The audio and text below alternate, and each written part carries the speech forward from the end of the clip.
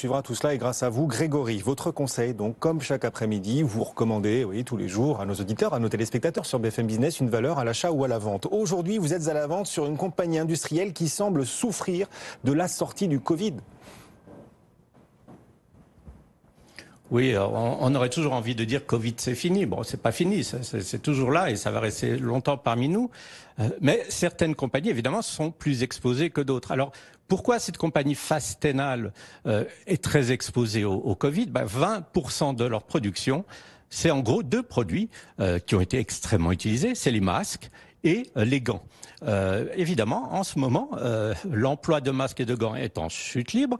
Et puis aussi, il faut vraiment le dire, ils ont, des inventaires énormes de masques et de gants. Donc, le prix aussi de ces masques et de ces gants est en chute libre.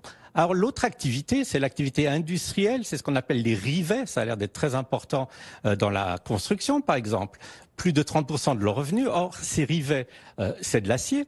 Ils le font aux États-Unis, les rivets, mais ils doivent acheter la plupart de leur acier en Chine. Et ça, évidemment, les prix sont en forte hausse. Alors, je ne dis pas que Fastenal est une mauvaise compagnie, bien au contraire.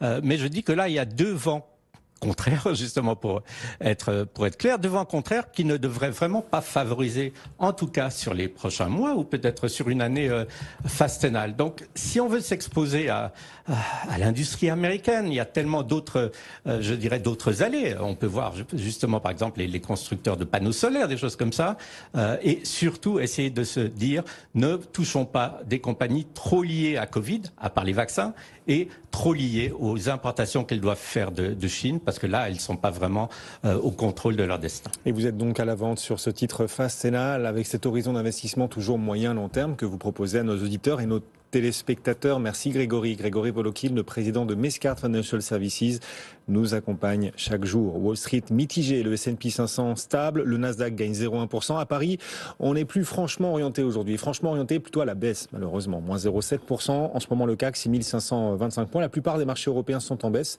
sauf Milan qui émerge dans cette Europe rouge aujourd'hui. Milan, la bourse de Milan gagne 0,2%. À Paris, c'est Eurofins Scientifique, la plus forte hausse du jour, plus 1,4%. Une fois n'est pas coutume d'ailleurs. Sur le CAC 40, donc plus forte hausse. Et puis hors CAC, Interparfums, qui profite d'un relèvement d'opinion de Odo BHF à surperformance. Ce titre Interparfums gagne désormais plus de 9%, 58,40 € devant les valeurs de l'énergie, notamment l'énergie nucléaire, l'énergie liée à l'hydrogène aussi. Ces valeurs de la transition énergétique qui restent portées par les annonces d'Emmanuel Macron. Ce plan France 2030 annoncé tout à l'heure, 30 milliards d'euros, dont 8 milliards seront investis sur les énergies de demain, les technologies de rupture dans le nucléaire, les nucléaires miniatures également, dont EDF devrait continuer de profiter si ce nucléaire miniature porté tout à l'heure par Emmanuel Macron se développe véritablement. EDF gagne donc 2,6%. Dans l'éolien, Neoen gagne également 2,5%. Puis dans l'hydrogène aussi, des annonces tout à l'heure du président de la République qui portent un certain nombre de valeurs. On pense par exemple au titre McPhy, plus 15% dans l'hydrogène, ou encore Hydrogène de France. Ce titre Hydrogène de France, HDF, gagne 3,3%. BFM